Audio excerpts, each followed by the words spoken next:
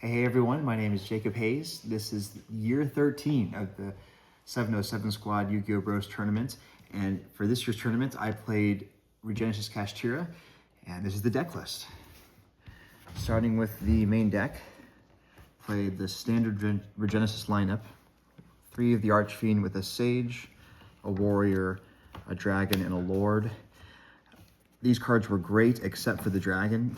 The Dragon was not very good today, but even maybe actually not very good ever.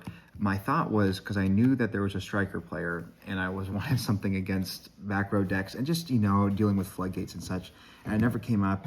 And yeah, there's a reason why not everyone plays Dragon. It's a good utility card, maybe worth side decking. Everything else was great. That's it for the main monsters. Moving on to the spells, the 3 Regenesis, namesake, roll credits, and then Regenesis Code. Regenesis Code is insane. Not only is it a great card that you can set off of Regenesis Archfiend, it's also super strong. You can search it off of that, but you can also set it off Lord. These were excellent. There's a reason why these are the reason why the deck is good, because of those cards there, especially Code. And then moving on, the last card is Birth. Birth is really good because Book of Moon is good. There's once upon a time when Book of Moon was recognized as the greatest -1 of all time, and Birth just does that, except it also gets you advantage, and then it's a soul charge, so that's pretty hard to beat. Moving on to the Kashtira engine, 3 Unicorn, 3 Fenrir, and then the spell cards with it. I played 3 of the field spell to search, along with the Theosis and the Birth. The reason why I played maybe a bigger Kashtira lineup as compared to other versions is because I want to see these cards. These cards are excellent. Unicorn and Fenrir apply immediate pressure. Removing things from the extra deck is super valuable. Fenrir is a necessity for people to get rid of. It focuses their attention on one thing. It means that you can use your hand traps effectively, which I play many of. And then playing the Race Off was good because it gets you to these, except it just loses to Droll, and I lost to Droll. So maybe I would not play this in the future and shorten the deck. I played 51 cards. Shout out Jung-Yu Lee, for the Giants. But these worked really good. Theosis is necessary. Some people don't play this card at all. But the reason why you have to play this card is because if you open up Unicorn and an Archfiend, Archfiend needs a 2,500 monster attack in hand, but you want to summon Unicorn because you want to have no monsters on the field. So if you summon Unicorn, you search the Theosis. Theosis summons the Fenrir. Fenrir searches the Unicorn. Now you have a Unicorn in hand to use with the Archfiend. So that's why I played those. This worked really well. These engines work really well together. It does mean it's hard to play the Bestials, but that's okay for this case. I understand those who want to play the Bestials, but that didn't happen for me.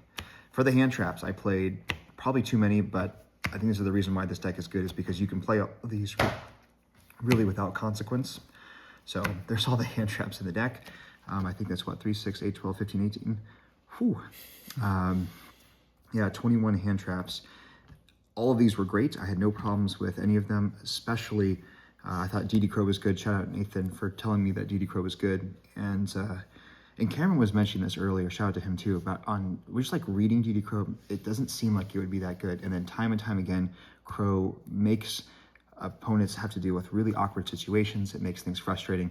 Really enjoyed Crow. I thought that really worked well. And then everything else here was great. And if there was a bad matchup, it was an easy side out for the side deck. So that worked really well. But 21 hand traps, makes it so that you're guaranteed basically to see at least 1, if not 2, and sometimes 3. And I really wanted to see lots of hand traps. The last cards are probably the best cards in the deck that are not the main engine monsters, which is Extravagance, Prosperity, and Talents. I wanted to see these cards all the time. Extravagance is insane. It's Pot of Greed. And the extra deck legitimately doesn't matter in this version. Prosperity is great, of course, and then Talents can turn a really bad situation to a really good situation. That lines to 51 for the main deck. Going to the extra, these really don't matter, I'll be honest. I summoned a few of them here and there, but these could all be replaceable. These are the rank 7s. Pretty standard. If you wanted to play 4 different rank 7s, it doesn't particularly matter. The rank 8s, I played 2 of them. And some people don't play rank 8s at all, but I played them because I played Dragon. The only other level 8 monster in the deck is Archfiend. And so I never summoned these. There was never an opportunity to summon them.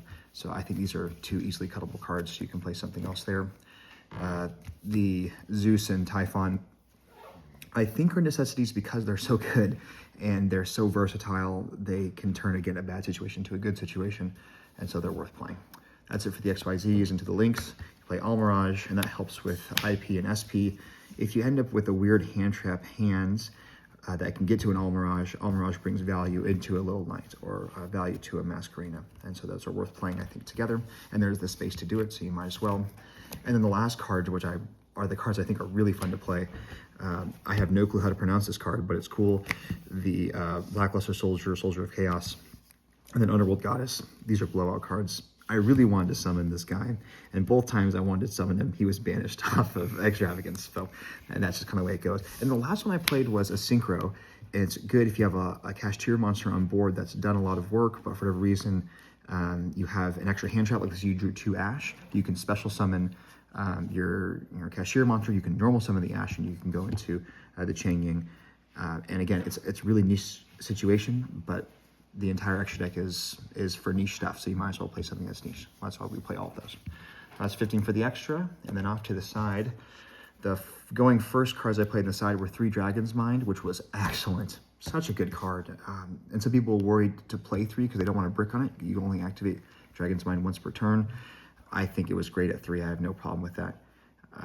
And then the last trap card was There Can Only Be One, and there's a reason why it's at 1, along with every other floodgate, because it wins games on its own.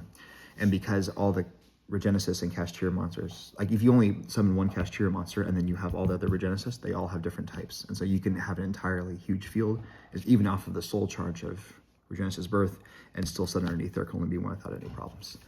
The last going first card is Called by the Grave, because it's a good generic card, not even just for stopping hand traps, but it's good for stopping graveyard stuff. And I thought it would come up particularly to stop Droll.